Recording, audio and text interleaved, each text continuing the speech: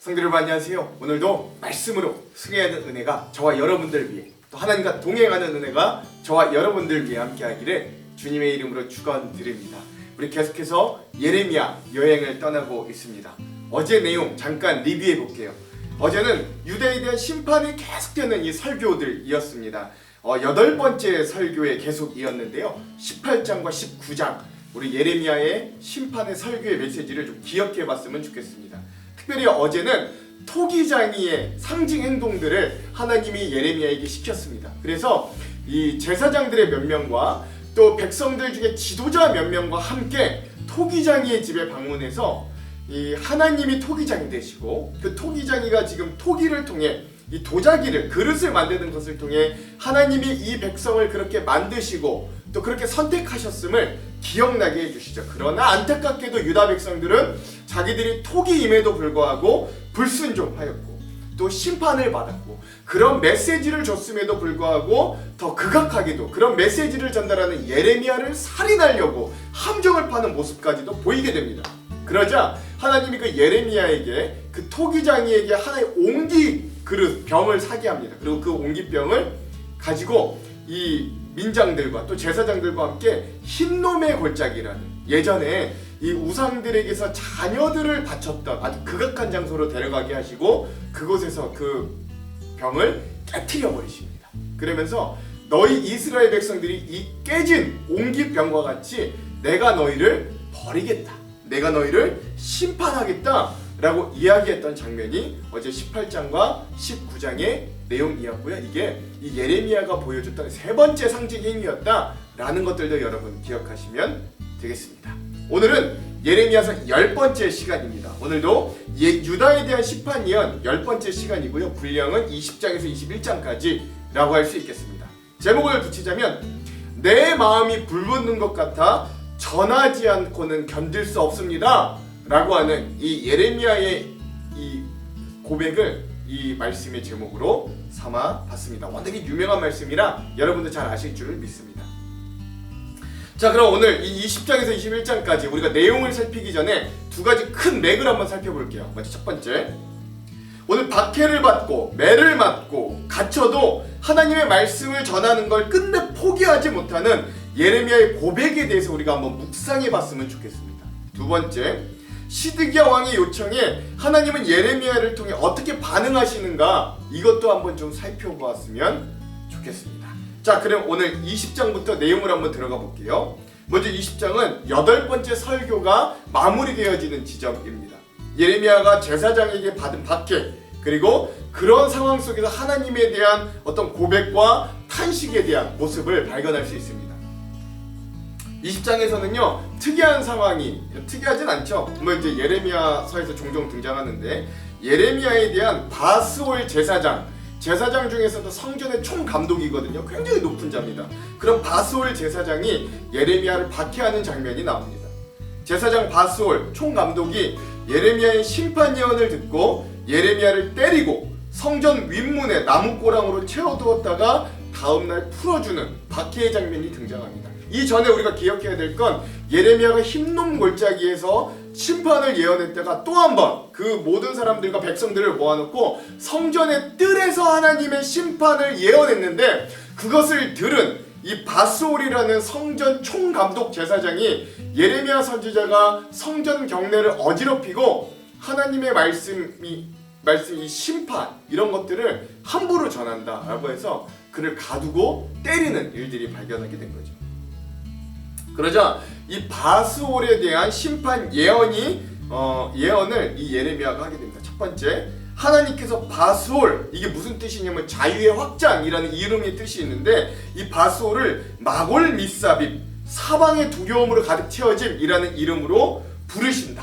그리고 두 번째, 이 친구들마저도 이 바스올의 주변 사람들마저도 이 바스올로 인해서 두려움에 빠질 것인데 바벨론의 왕의 손에 옮겨지고 칼에 죽게 될 것이다. 세 번째, 예루살렘의 모든 부와 소득과 귀물과 보물을 바벨론에게 탈취당할 것이고 네 번째, 바스올과 그의 가족과 친구도 모두 바벨론의 포로로 끌려가게 될 것을 예언하게 되는 거죠.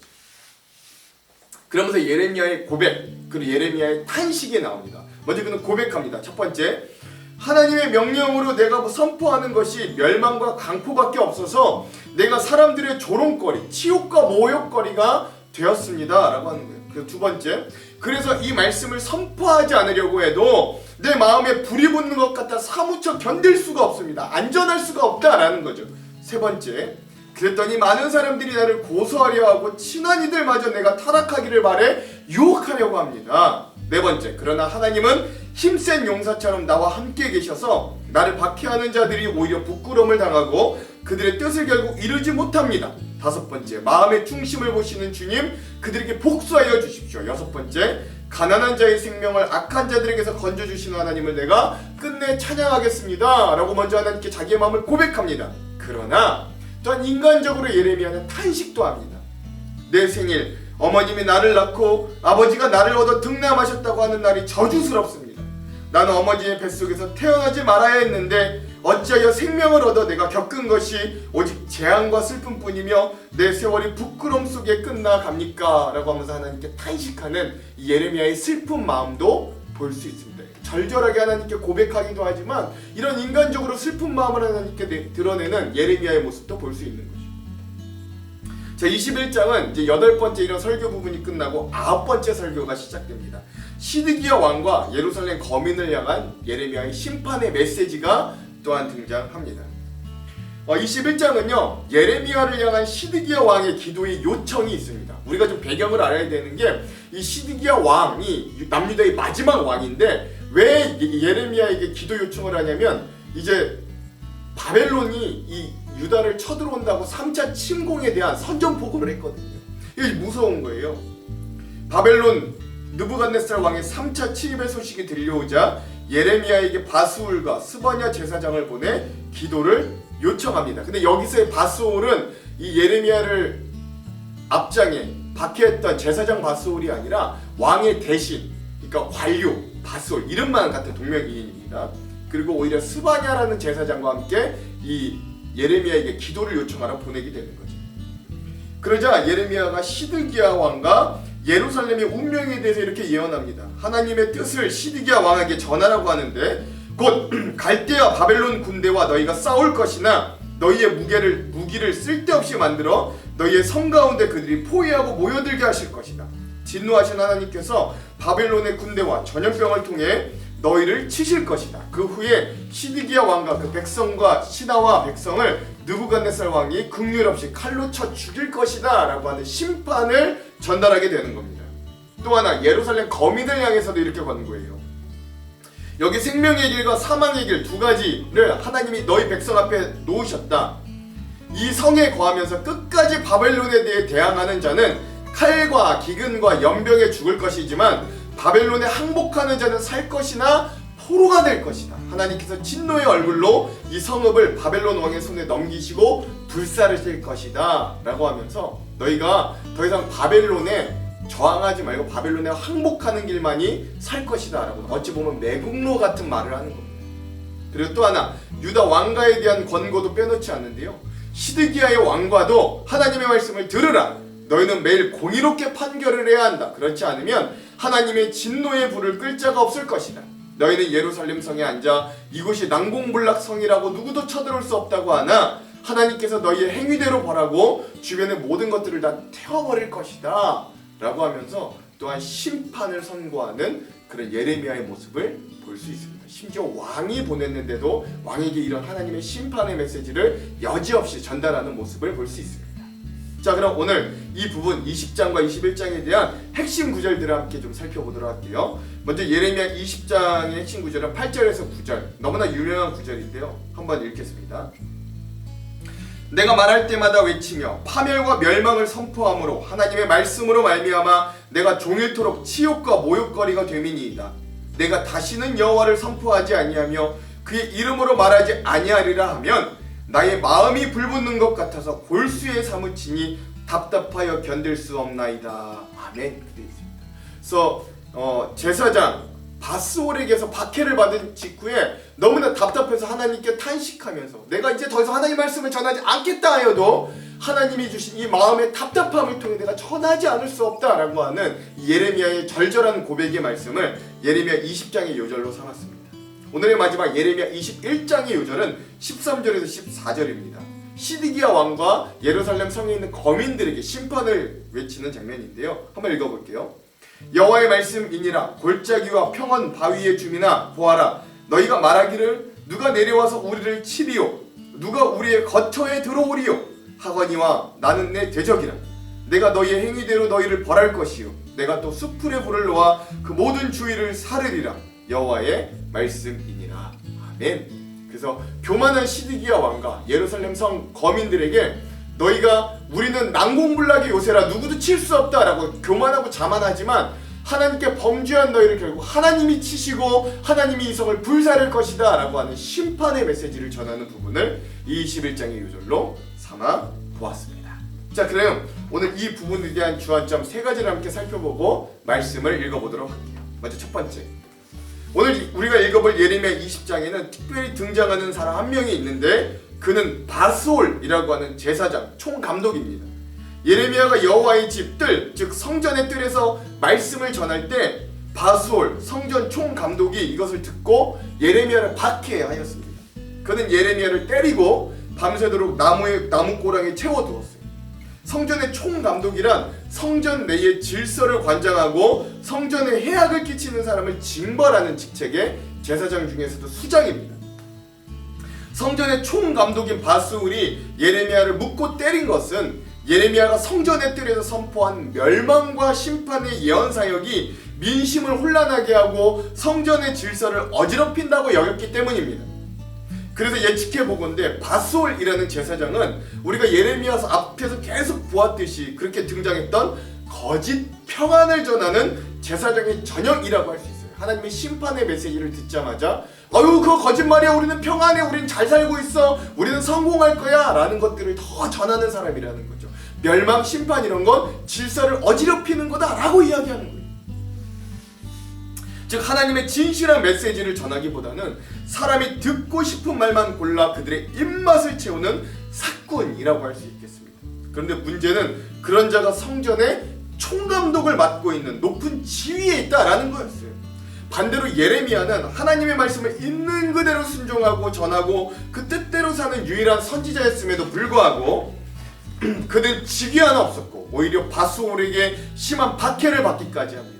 이러한 상황을 보면 우리는 하나님께 불평 아닌 불평을 하게 되는 거예요. 진실하게 살려고 하는 게 과연 의미가 있습니까? 하나님 앞에 정직하게 살려는 발버둥이 과연 의미가 있겠습니까? 하나님은 정직하고 성실한 자에게 복 주시고 악한 마음을 가진 자를 벌하시는 하나님이 과연 맞습니까? 라고 질문을 하게 되는 거죠. 이런 상황 가운데 예레미야도 하나님 앞에 비탄한 마음을 토로하며 탄식을 하게 됩니다. 그러나 오늘 우리가 기억해야 할 것은 세상에서 악한 자들이 잠시 떵떵거리고 산다고 그 신기루에 우리의 믿음을 포기하거나 속으면 안 됩니다. 하나님은 계속해서 예레미야와 유다 백성에게 나는 마음의 중심을 살피는 하나님이라고 말씀하셨어요. 그가 걸어간 길대로 복을 주시거나 심판하신다고 하셨습니다. 그래서 오늘 우리는 당장 우리의 눈에 보이는 것으로 승부 보는 사람들이 아니에요. 우리의 승부처는 마지막입니다. 내 눈앞이 아니에요. 우리의 목표는 바로 앞의 승리가 아니라 최후 승리입니다. 믿는 자들은 끝까지 멀리 보고 끝까지 가봄으로 하나님의 역사를 경험하는 사람들입니다. 그러므로 오늘 우리의 삶에 부조리함, 때론 믿음 없는 자들의 흥함을 우리가 애석하게 여기거나 억울하게 여기지 마시고 끝내 하나님께서 어떻게 승리하게 하시는지를 두고 볼 수 있는 강한 믿음과 끝까지 믿는 신뢰가 우리들에게 있기를 소망합니다. 두 번째, 우리가 여기서 잠시 예레미야 선지자의 입장에 한번 되어봅시다.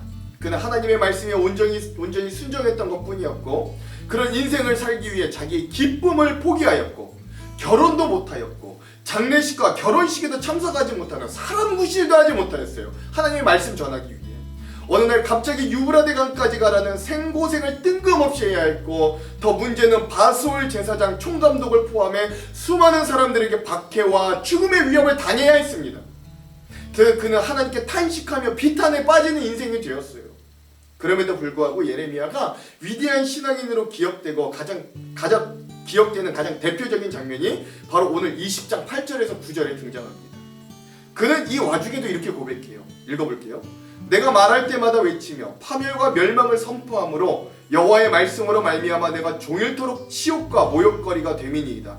내가 다시는 여호와를 선포하지 아니하며 그의 이름으로 말하지 아니하라 하면 나의 마음이 불붙는 것 같아서 골수에 사무치니 답답하여 견딜 수 없나이다. 아멘. 이렇게 말하죠. 왜 견딜 수 없어요? 이 예레미야에게 이제는 하나님의 마음이 이미 보였기 때문에, 자기의 백성을 사랑하시는 하나님의 마음이 느껴졌기 때문입니다. 내 아버지여, 만약 할만하시거든 이 잔을 내게 지나가게 하옵소서. 그러나 나의 원대로 마옵시고 아버지의 원대로 하옵소서 라고 하는 예수님도 이렇게 고백하셨어요. 예수님도 고통을 피하고 싶으셨으나 하지만 하나님의 마음을 아니까 하나님 아버지의 원대로 하옵소서 라고 결국 기도하셨던 거잖아요. 예레미야도 생일을 원망할 정도로 고생과 슬픔이 있었지만 하나님의 말씀을 전하는 걸 멈출 수 없었어요. 멈추지 않았습니다. 백준영교회 원로 목사님이신 이재철 목사님이 이런 말씀을 하셨다고 해요. 크리스천이 하나님의 말씀대로 살려다가 수모를 겪고 모함을 당하는 건 크리스천의 수치가 아닙니다. 크리스천에게 가장 큰 수치는 구원받은 하나님의 자녀라면서도 하나님의 말씀과는 무관한 썬데이 크리스천으로 살아가는 것입니다 라고 말씀하십니다. 오늘 이 예레미야의 이 고백, 이재철 목사님의 이 말씀들을 오늘 우리가 좀 기억할 필요가 있고, 오늘 이 예레미야 선지자의 이 고백과 마음을 우리도 닮아서 온전한 순종으로 나아갈 수 있는 귀한 하나님의 자녀들이 되기를 간절히 소망해 봅니다. 마지막 세 번째, 오늘 예레미야서 21장의 상황은 이렇습니다. 북쪽에서는 바벨론이 파죽지세로 남하하고 있었고 그에 대항해 남유다는 자신들을 점령했던 애굽을 의지하고 있었어요. 그래서 시드기야 왕과 신하들은 모두 친애굽적인 정치 성향을 가진 자들이었습니다. 그리고 곧 북방의 바벨론 제국의 3차 침공 소식이 들려왔어요. 이에 남유다 왕실과 지도자들은 난리가 났고 결국 시드기야 왕은 하나님의 참사람 예레미야에게 사신을 보내 하나님의 뜻을 물어보게 된 것입니다. 이게 21장의 요절이에요. 예레미야를 찾아온 사람은 바수올이라는 대신과 스바냐라고 하는 제사장입니다. 말기야의 아들 바수울은 우리가 앞에 보았던 20장에서 예레미야를 때리고 박해했던 바수울과는 좀 다른 사람입니다. 이거 아셔야 돼요. 동명이인이에요. 이 바수올은 예레미야 38장 4절에 언급된 대신들, 즉 관료의 범주에 드는 사람이고 정치인이었다. 제사장이 아니었다. 알 필요가 있습니다.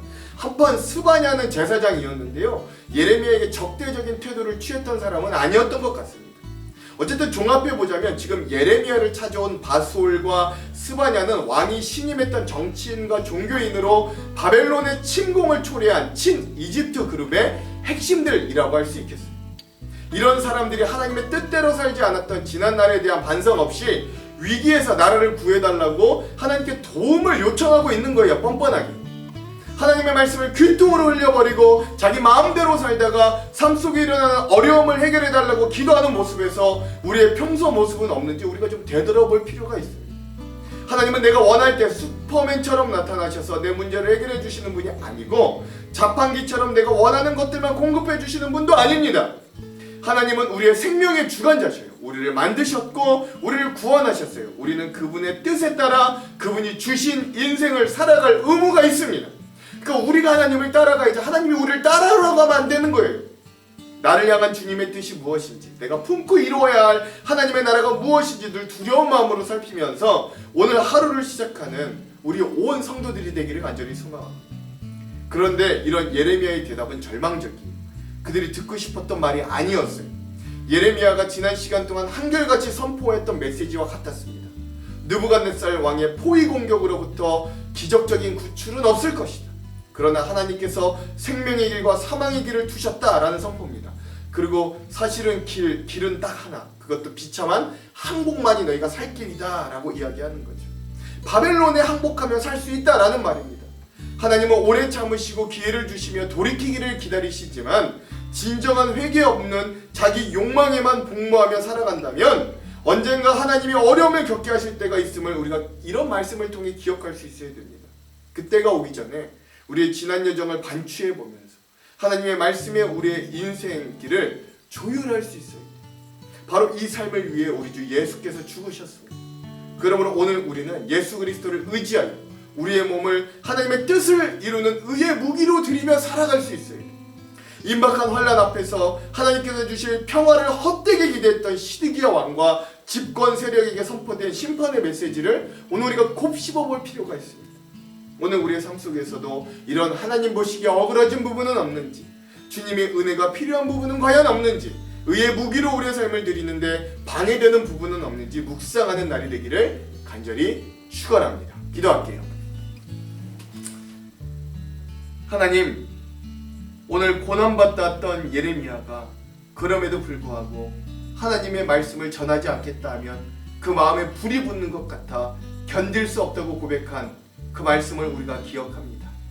또한 그의 반대로 시드기야 왕과 이 관료들은 자기의 마음과 뜻대로 살다가 그저 어려움에 처해 있을 때 잠시 그것을 면피하기 위해 하나님을 자기의 욕망대로 사용하려고 했던 그 모습도 오늘 우리가 살펴봅니다. 하나님, 오늘 우리는 예레미야와 같이 하나님을 따라가는 자들이 되게 하여 주십시오. 하나님을 내 뜻과 내 생각에 이용하고 나를 따라오게 하려는 자가 아니라 오늘 우리가 때론 힘들고 어려워도, 때론 우리의 인생에 원망과 불평이 찾아와도 하나님을 끝까지 신뢰하며 그 하나님을 끝내 바라보는 믿음의 자녀들, 그래 끝까지 믿는 자들 될 수 있도록 하나님 우리를 사용하여 주시옵소서. 오늘 하루도 우리를 그렇게 만드실 주님을 기대하오며 예수님 이름으로 기도합니다. 아멘. 그럼 사랑하는 성도 여러분, 오늘 하루도 말씀으로 승리하십시오. 사랑하고 축복합니다. 화이팅! 제20장 임멜의 아들 제사장 바스훌은 여호와의 성전의 총감독이라. 그가 예레미야의 이 일을 예언함을 들은지라. 이에 바스훌이 선지자 예레미야를 때리고 여호와의 성전에 있는 베냐민 문 위층에 목에 씌우는 나무고랑으로 채워두었더니 다음날 바스훌이 예레미야를 목에 씌우는 나무고랑에서 풀어주매 예레미야가 그에게 이르되 여호와께서 내 이름을 바스훌이라 아니하시고 마골 미사빕이라 하시느니라. 여호와께서 이와 같이 말씀하시되 보라, 내가 너로 너와 네 모든 친구에게 두려움이 되게 하리니 그들이 그들의 원수들의 칼에 엎드려질 것이요 네 눈은 그것을 볼 것이며 내가 온 유다를 바벨론 왕의 손에 넘기리니 그가 그들을 사로잡아 바벨론으로 옮겨 칼로 죽이리라. 내가 또 이 성읍의 모든 부와 그 모든 소득과 그 모든 귀중품과 유다 왕들의 모든 보물을 그 원수의 손에 넘기리니 그들이 그것을 탈취하여 바벨론으로 가져가리라. 바스후라, 너와 네 집에 사는 모든 사람이 포로되어 옮겨지리니 내가 바벨론에 이르러 거기서 죽어 거기 묻힐 것이라. 너와 너의 거짓 예언을 들은 내 모든 친구도 그와 같으리라 하셨느니라. 여호와여, 주께서 나를 권유하심으로 내가 그 권유를 받았사오며 주께서 나보다 강하사 이기셨으므로 내가 조롱거리가 되니 사람마다 종일토록 나를 조롱하나이다. 내가 말할 때마다 외치며 파멸과 멸망을 선포함으로 여호와의 말씀으로 말미암아 내가 종일토록 치욕과 모욕거리가 됨이니이다. 내가 다시는 여호와를 선포하지 아니하며 그의 이름으로 말하지 아니하리라 하면 나의 마음이 불붙는 것 같아서 골수에 사무치니 답답하여 견딜 수 없나이다. 나는 무리의 비방과 사방에 두려워함을 들었나이다. 그들이 이르기를 고소하라, 우리도 고소하리라 하오며 내 친한 봇도 다 내가 실족하기를 기다리며 그가 혹시 유혹을 받게 되면 우리가 그를 이기어 우리 원수를 갚자 하나이다. 그러하오나 여호와는 두려운 용사 같으시며 나와 함께 하심으로 나를 박해하는 자들이 넘어지고 이기지 못할 것이오며 그들은 지혜롭게 행하지 못함으로 큰 치욕을 당하오리니 그 치욕은 길이 잊지 못할 것이니이다. 의인을 시험하사 그 패부와 심장을 보시는 만군의 여호와여, 나의 사정을 주께 아뢰었사온즉 주께서 그들에게 보복하시고 나에게 보게 하옵소서. 여호와께 노래하라, 너희는 여호와를 찬양하라. 가난한 자의 생명을 행악자의 손에서 구원하셨음이니라. 내 생일이 저주를 받았다면, 나의 어머니가 나를 낳았던 날이 복이 없었다면, 나의 아버지에게 소식을 전하여 이르기를 당신이 등남하였다 하여 아버지를 즐겁게 하던 자가 저주를 받았다면, 그 사람은 여호와께서 무너뜨리시고 후회하지 아니하신 성읍같이 되었다면, 그가 아침에는 부르짖는 소리, 낮에는 떠드는 소리를 듣게 하였다면 좋을 뻔하였나니, 이는 그가 나를 태에서 죽이지 아니하셨으며 나의 어머니를 내 무덤이 되지 않게 하셨으며 그의 배가 부른 채로 항상 있지 않게 하신 까닭이로다. 어찌하여 내가 태에서 나와서 고생과 슬픔을 보며 나의 날을 부끄러움으로 보내는고 하니라.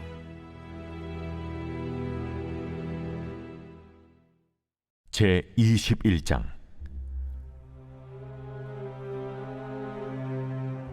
여호와께로부터 예레미야에게 말씀이 임하니라. 시드기야 왕이 말기야의 아들 바스울과 제사장 마아세야의 아들 스바나를 예레미야에게 보내니라. 바벨론의 느부갓네살 왕이 우리를 치니 청컨대 너는 우리를 위하여 여호와께 간구하라. 여호와께서 혹시 그의 모든 기적으로 우리를 도와 행하시면 그가 우리를 떠나리라.